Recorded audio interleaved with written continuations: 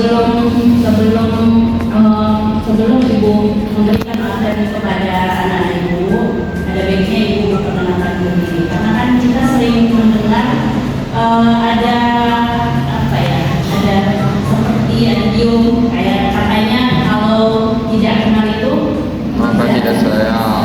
Tidak apa? Tidak sayang. Tidak sayang, tidak sayang. Kalau tidak disayang, tidak di. Oke, perkenalkan nama saya Rita Tulungan. Saya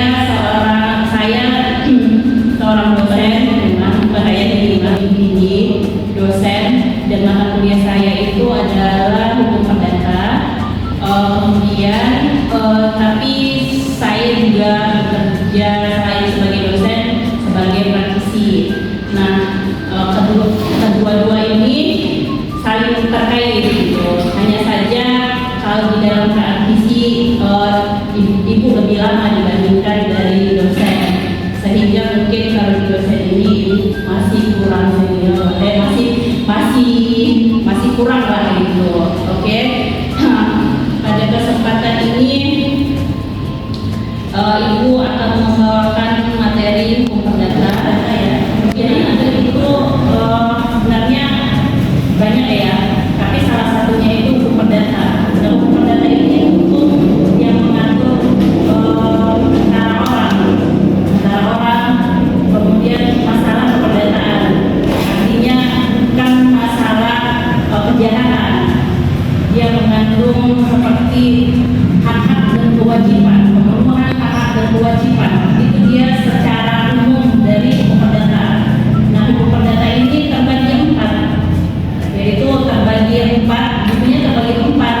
Ada buku tentang orang. Nah, orang itu mempelajari tentang siapa subjek-subjek hukum itu. Kemudian tentang kebendaan. Kebendaan itu tentang hak kepemilikan, contohnya masalah tanah.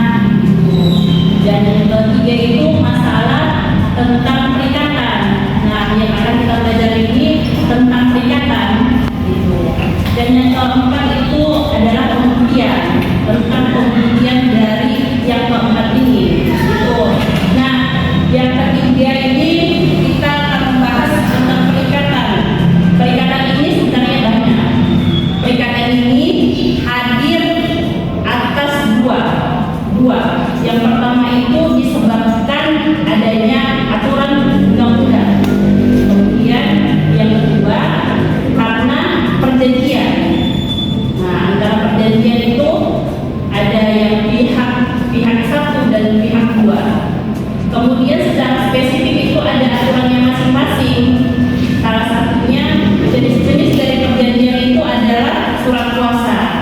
Anak-anak ibu ada tidak yang sudah mendengar apa itu surat kuasa atau memang sudah mendengar semua? Ada? Sudah dengar? Surat kuasa itu memberikan seseorang apa bohong itu memberikan kuasa kepada seseorang seperti kemarin mengenai salah satu kasus kan Bu. Jadi kan mau memanggil pengacara, jadi pengacaranya membuat surat kuasa bukan pengacaranya. Oh iya. Oke, kalau tadi namanya siapa? Anissa Mutiara. Namanya bagus ya. Seperti orang yang mutiara ya. Iya, yang tadi dari pihak laki-laki ya. Ini seimbang ya. Antara laki-laki dan perempuan. Silahkan namanya siapa, sebutkan dulu namanya biar ibu kenalkan tadi. Mana tadi? Perkenalkan, nama saya Jeffrey.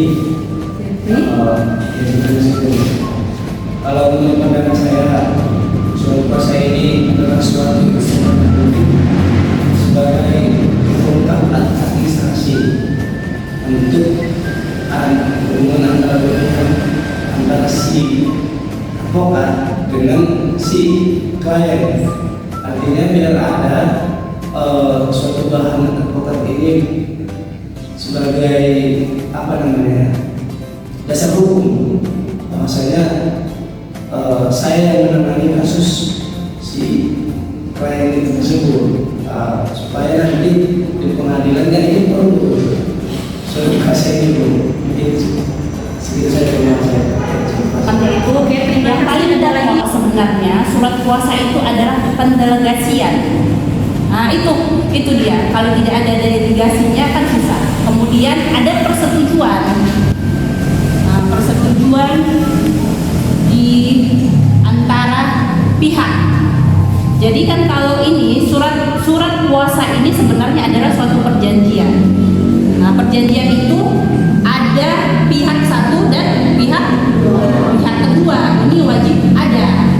Nah penerima kuasa. Jadi kalau umpamanya dia ada dia surat kuasa itu, nah ini dia tadi surat kuasa. Surat kuasa itu dia ini kan hanya ini dia persetujuan itu. Persetujuan itu antara pemberi kuasa dengan penerima kuasa. Apa yang disetujui? Apa yang disetujui? Iya betul. Kewenangan itu salah satu dia. Kewenangan si pemberi kuasa. Misal dia memiliki kewenangan. Contoh, dia memiliki handphone. Nah, handphone dia ini kepingin diurusi dengan orang lain, maka dia harus memberikan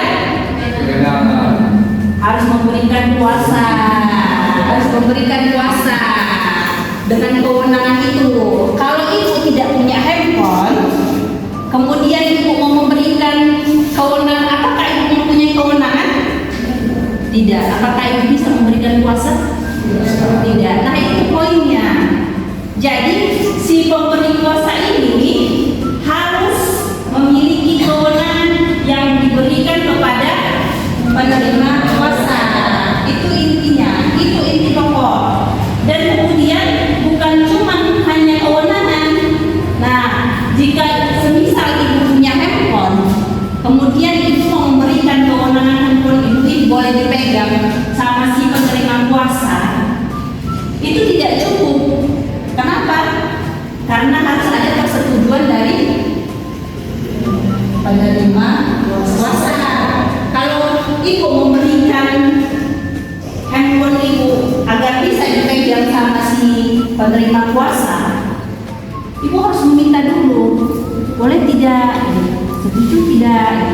Kalau dia setuju, terjadilah terjadilah perjanjian. Melimpahkan kewenangan itu kepada penerima kuasa. Ya. Nah ini dia. Nah mengerti tidak? Sudah mengerti tidak terkait surat kuasa ini? Sudah ya. Nah itu dia. Nah inilah tujuan kita untuk mempelajari surat kuasa ini agar anak-anak itu mengerti apa itu surat kuasa dan menguasai gitu. Nah ini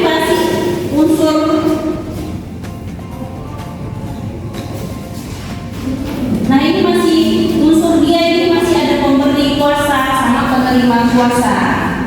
Ya. Kemudian kita lanjut ya. Bawah. Yang di bawah.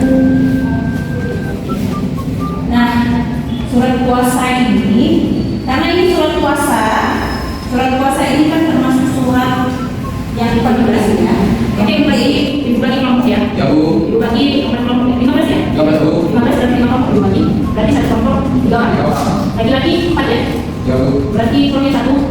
Oke, berarti yang laki-laki, setiap laki-laki mempunyai 2 kelompok gitu ya. Maksud ibu, setiap laki-laki ada 2 Poligami. ada dua perempuan ya. Oke, dari si Rahmat kelompoknya bisa milih siapa aja? Bisa Bu. Bisa. Siapa yang dipilih? Siapa Bu? Siapa? Ya Bu. Kemudian siapa lagi? Ya Bu. Siapa? Ya. Ini siapa? Oke, di sini mungkin kelompok A.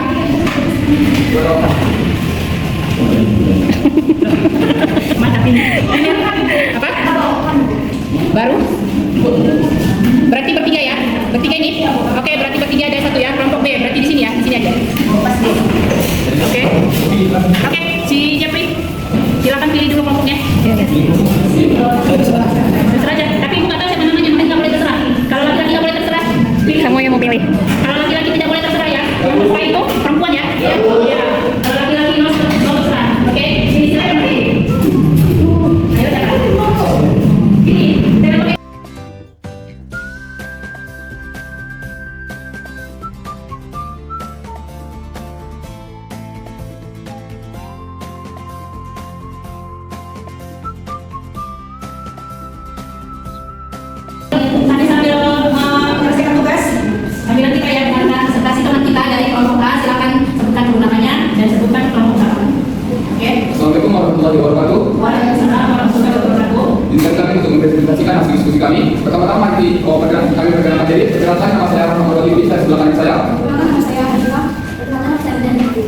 Baik, saya akan memberikan pada pemateri untuk membacakan diskusi kami.